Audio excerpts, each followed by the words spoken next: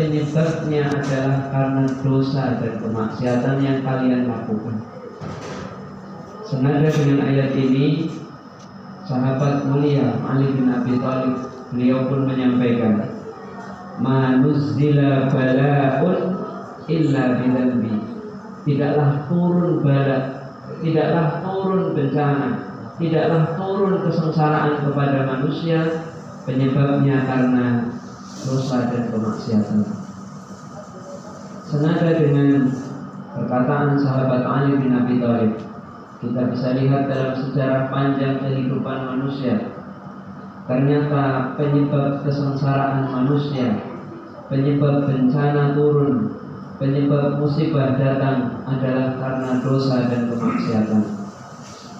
Bukankah Nabi Adam alaihissalam yang semula dia berada di tempat paling nyaman, berada di tempat penuh dengan kedamaian, seketika berubah, harus turun ke dunia, tempat penuh kepayahan, tempat penuh kelelahan.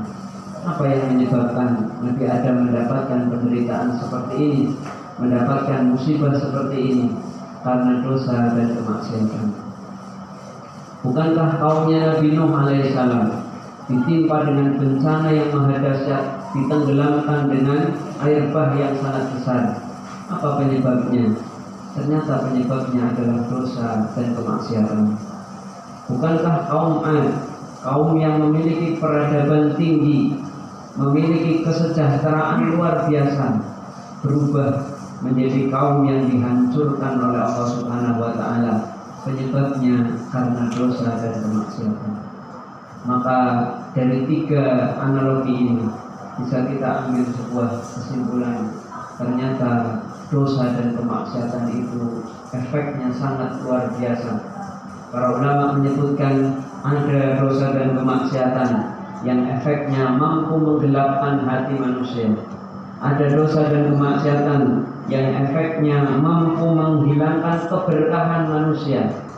Dan ada dosa dan kemaksiatan yang efeknya mampu mengundang musibah azab datang kepada manusia.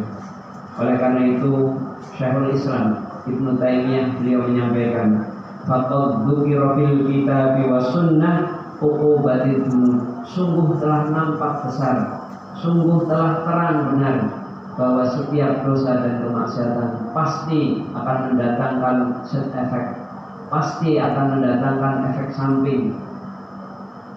Wa annaha tazullu 'anil 'abdi binahwi asratis sabar. Namun demikian, Allah Maha Pengasih, Allah Maha Penyayang, Allah Subhanahu wa Ta'ala pun menurunkan 10 amaliyah, 10 perkara yang kalau kita lakukan maka efek dari dosa dan kemaksiatan bisa diredam sehingga tidak menimpa kepada diri kita.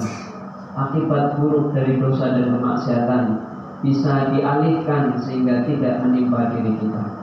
Apa 10 amaliyah yang mampu meredam, amaliyah yang mampu menghilangkan efek-efek dari dosa dan kemaksiatan? Pada kesempatan kali ini kita sampaikan 4 saja karena keterbatasan waktu. Kata beliau yang pertama, yang mampu menghilangkan efek buruk dari dosa dan kemaksiatan adalah taubat. Karena Rasulullah SAW menyampaikan, "At-taibu minadz dzambi," bertobat dari dosa, "kaman la dzanba lahu," maka seolah-olah dia tidak pernah melakukan dosa sama sekali. Artinya ketika kita melakukan dosa dan kemaksiatan, pasti efeknya akan kena kepada kita. Namun apabila kita bertaubat, maka efek itu akan dihilangkan oleh Allah, sebagaimana Allah tidak akan menimpakan itu kepada orang yang tidak punya dosa dan kemaksiatan. Namun taubat itu ada syaratnya. 4 syarat taubat itu adalah al-iqla'. Apa al-iqla'? Berhenti dari dosa dan meninggalkan dosa itu. Yang kedua, an-nadmu, muncul rasa penyesalan dari melakukan dosa dan kemaksiatan tersebut. Kemudian al-azmu, bertekad untuk tidak mengulangi dosa itu.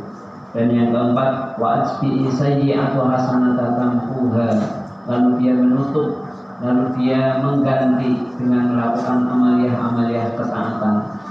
Ini 4 syarat ketika kita kepengin taubat kita mampu meredam efek buruk dari dosa dan kemaksiatan. Amalan kedua, kata Syekhul Islam, yang mampu meredam dosa dan kemaksiatan adalah istighfar.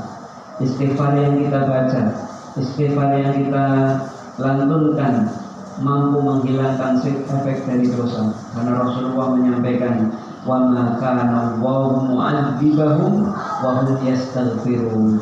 Selama-lamanya Allah tidak akan mengazab kalian wa hum yastaghfirun, selama kalian beristighfar kepada Allah Subhanahu wa taala. Maka perbanyak lisan kita mengucapkan istighfar, karena dengan istighfar itu efek buruk dari dosa yang bisa jadi menimpa diri kita bisa dihilangkan oleh Allah Subhanahu wa taala. Amalan ketiga yang mampu meredam dosa, efek dari dosa dan kemaksiatan adalah melakukan kebaikan. Rasulullah SAW menyampaikan, wa atsbi'i sayyi'atu hasanata tampuha. Kalau kamu melakukan dosa dan kemaksiatan, ikuti dosa dan kemaksiatan itu dengan ketaatan, dengan kebaikan.